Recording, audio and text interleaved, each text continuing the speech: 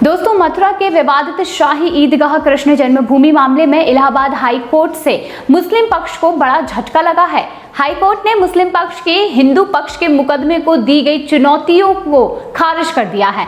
Court ने ये माना है कि हिंदू पक्ष की तरफ से दायर सभी मुकदमे सुने जा सकते हैं। वहीं गुरुवार यानी कि 1 अगस्त 2024 को इलाहाबाद हाई कोर्ट ने यह निर्णय सुनाया है। हाई कोर्ट के जस्टिस मयंक कुमार जैन की बेंच ने यह कहा है कि हिंदू पक्ष की तरफ से दाखिल 18 मुकदमों को उनकी मेरिट के आधार पर सुना जाएगा और ये सभी कोर्ट में सुने जाने योग्य हैं। बता दें कि हाई कोर्ट ने शाही ईदगाह कमेटी की इस चुनौती को खारिज किया है और ये मुकदमे इसलिए नहीं सुने जा सकते क्योंकि ये पूजा स्थल अधिनियम के विरुद्ध है। कोर्ट ने यह कहा है कि इन पर यह कानून लागू नहीं होता। कोर्ट ने यह भी निर्णय 6 जून 2024 को सुरक्षित रख लिया था। बता दें कि इस फैसले से हिंदू पक्ष को बल मिला है। मुस्लिम पक्ष ने कोर्ट में यह भी दावा किया था कि जो भी याचिकाएं कृष्ण जन्मभूमि के लिए डाली गई हैं, वो मामले से सीधे तौर पर ना जुड़े हुए लोगों ने डाली है।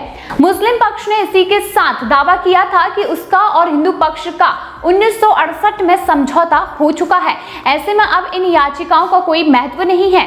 कोर्ट ने मुस्लिम पक्ष की यह दलील भी नहीं मानी।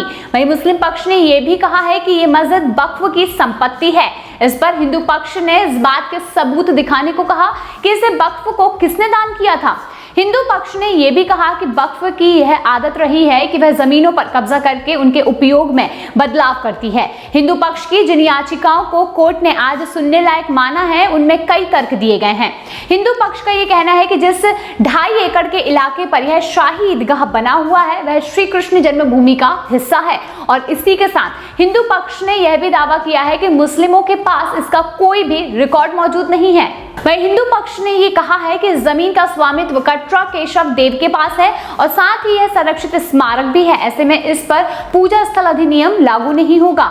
हिंदू पक्ष का आरोप है कि बिना प्रक्रिया के ही इस जमीन को वक्फ बोर्ड ने हथिया लिया है।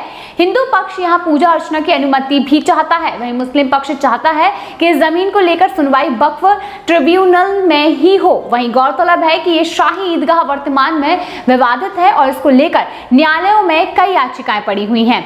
हिंदू पक्ष का ये कहना है कि मथुरा में स्थित श्री कृष्ण जन्मभूमि मंदिर के बराबर में बनी शाही ईदगाह वाला ढांचा जबरन वही बना दिया गया है जहां पर भगवान श्री कृष्ण का जन्म हुआ था। इस जगह पर कब्जा करके ढांचा बनाया गया है। यहाँ अभी भी कई ऐसे सबूत हैं जो कि ये साबित करते हैं कि यहाँ पर पहले एक मंदिर हुआ करता था।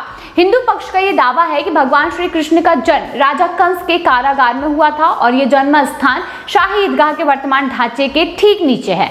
सन 1970 में मुगल आक्रांता औरंगजेब ने मथुरा पर हमला कर दिया था और केशव देव मंदिर को ध्वस्त करके उसके ऊपर शाही ईदगाह ढांचा बनवा दिया था और उसे मस्जिद कहने लगे। वहीं 13.5 एकड़ जमीन पर दावा करते हुए हिंदू यहाँ से शाही ईदगाह ढांचे को हटाने की मांग करते रहे हैं, जिसको लेकर अब इस विवादित शाही ईदगाह कृष्ण जन्मभूमि मामले में इलाहाबाद हाई कोर्ट ने मुस्लिम पक्ष को यहां पर बड़ा झटका दे दिया है। यानी कि हिंदुओं के पक्ष में ये मामला साबित हुआ है, जिसके बाद से हिंदुओं को बड़ी ताकत मिली है।